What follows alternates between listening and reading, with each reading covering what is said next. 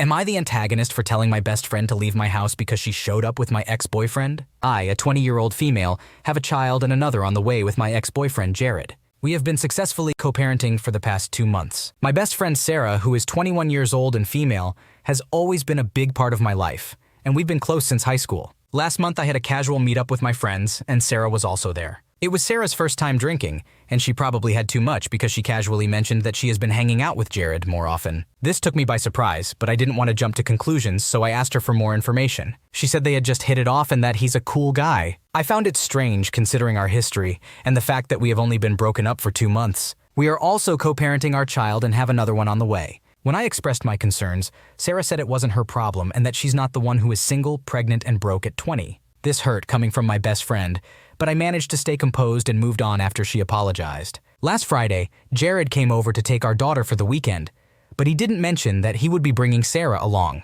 When Jared and Sarah entered my place, I was disoriented, but I didn't want to create tension in front of my daughter. I asked them casually why they were here together. They both denied being anything more than friends and explained that Jared was giving Sarah a ride home and she suggested coming over because she wanted to see me.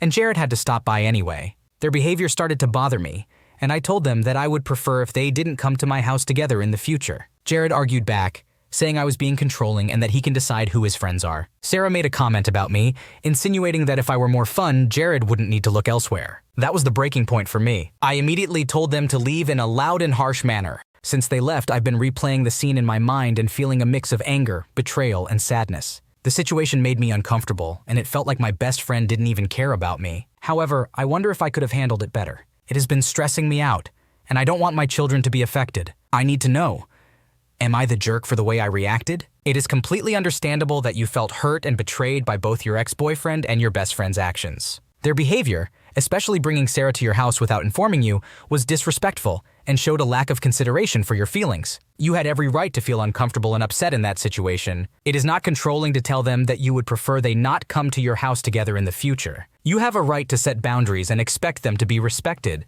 Their comments about your character and implying fault on your part for Jared's actions were uncalled for and unnecessary. It is understandable that you reacted strongly, as your emotions were running high. Take some time to process your feelings and consider discussing this situation further with Jared and Sarah if you feel comfortable doing so. It may be beneficial to establish clear boundaries and expectations moving forward, especially in regards to co-parenting and maintaining a healthy relationship with your best friend. Am I the antagonist for telling my husband I don't want to host Christmas festivities at our house, even though he loves it? My husband and I got married in September of this year, and when I say he is a great guy that treats me like a queen, I really mean it. But every once in a while, he is insanely selfish, and he constantly forgets conversations we've had and will get mad when I reference them and claim I never told him that. We have an indoor camera that will catch conversations, and occasionally I'm able to actually pull the footage and play it back to prove to him I did tell him something that he was adamant I didn't. Well, I planned our wedding all the way through, and it was a lot. I love hosting, but everyone gets burned out sometimes. After we got married, I told my husband, who wanted to travel to his mom's for Thanksgiving,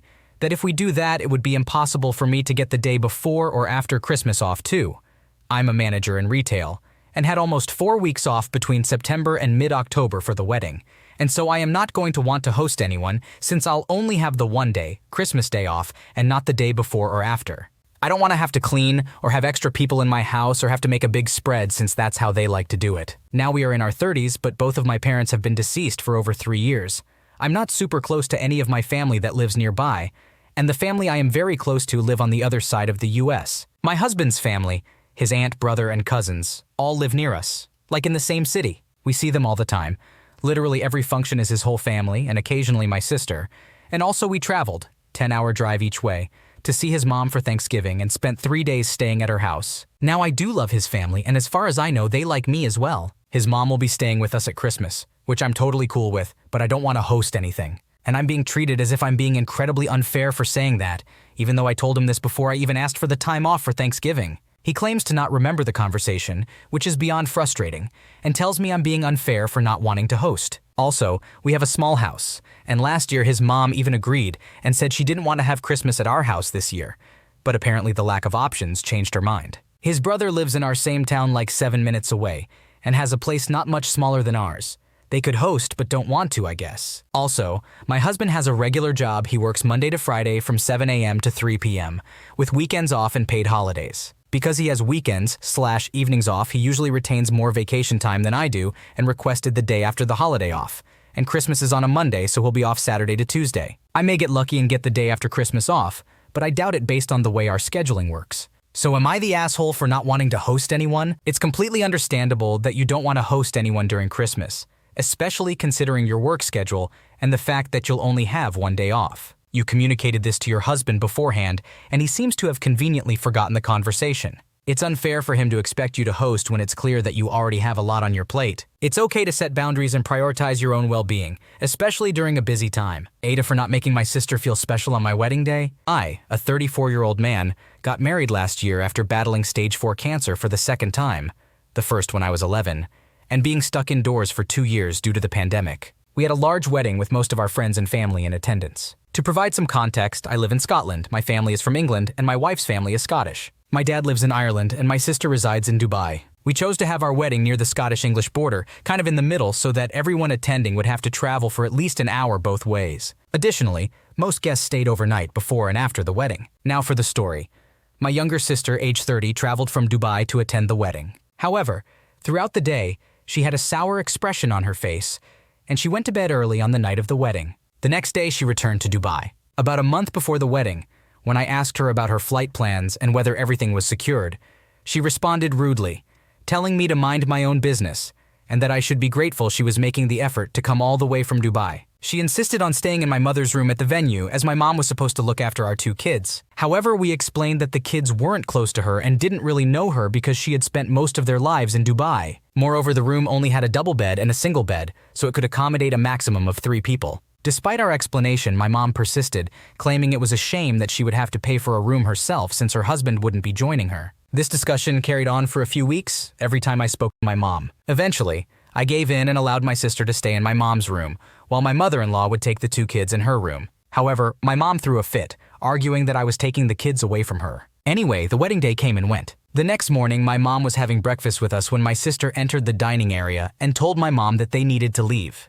So my mom got up to leave as well. My wife and I walked them out, and my sister was already outside crying. My mom said to me, "Okay, mister," I took my wife's last name, "have a nice life." Then she started walking away but quickly doubled back and ran to her room because she had forgotten the flowers we had bought for her. I asked my mom why my sister was crying, and she just dryly replied, "Work it out." Her behavior upset me, and it cast a dark cloud over my wedding memories. A week later, my mom called me again, and I asked about my sister's behavior. She said, "Well, you never treated her very nicely at the wedding and you never made her feel special." I was shocked and responded that it wasn't her wedding and she had already had her special day. The wedding day was about me, my wife, and our kids. She then asked if we weren't her family anymore. I reassured her that she was still my family, but my wife and kids were my immediate family, and the wedding day was meant to celebrate us. Her response was simply that my sister was upset because no one made her feel special. I expressed my own upset with the situation, but my mom insisted that my sister was really upset. I could go on with more details, but ultimately, I am wondering if I'm the one in the wrong for not making my sister feel special at the wedding. Your wedding day is supposed to be about you and your immediate family,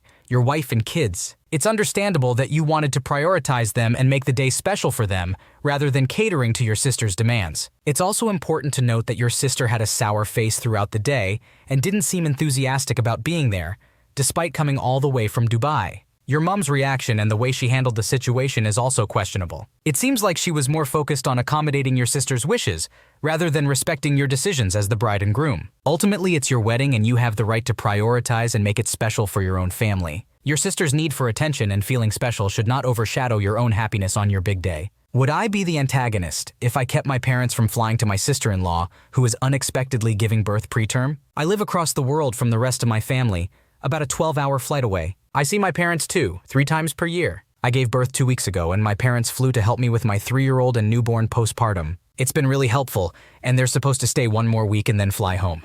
My son loves them and has a great time when they come visit. It's been great and so helpful. My sister-in-law is due in a month with her first child. She has a strained relationship with her mom and is very close with my mom. My mom promised her that she would be there for the birth, assuming it would work out with the 6-week gap between our due dates. We received a call today that my sister-in-law's water broke, and my mom immediately said, "I need to change my flight. I promised her I'd be there." I love my sister-in-law and we are very close. I don't want to take away the support she was counting on, especially in this scary situation. However, I can't help it. I want my parents to stay until the end of their trip. My son expects them to be here for another week, and I'm only 2 weeks postpartum. I'm still healing, and my mother's helper is set to start working next week. My husband works long hours, and I'm nervous to handle my toddler's bedtime routine and a newborn without any help at this point. My parents live close to my brother and sister-in-law, so they can be much more involved and helpful with them since they live far away. I really cherish the time when they're here, and I don't want them to cut their visit short. My sister-in-law will have their help whenever she needs it in general. I only get it for this short time, but I also want my sister-in-law to have the support she needs for her first baby. I don't want to be selfish about this. My parents didn't even ask for my thoughts on it, so I don't know if it even makes sense for me to ask them not to change their flight. Would I be the jerk if I did ask? It seems like your parents have already made the decision to change their flight and support your sister-in-law during her birth. While it's understandable that you want your parents to stay and help you with your children, it would be selfish to ask them to prioritize your needs over your sister-in-law's during this time.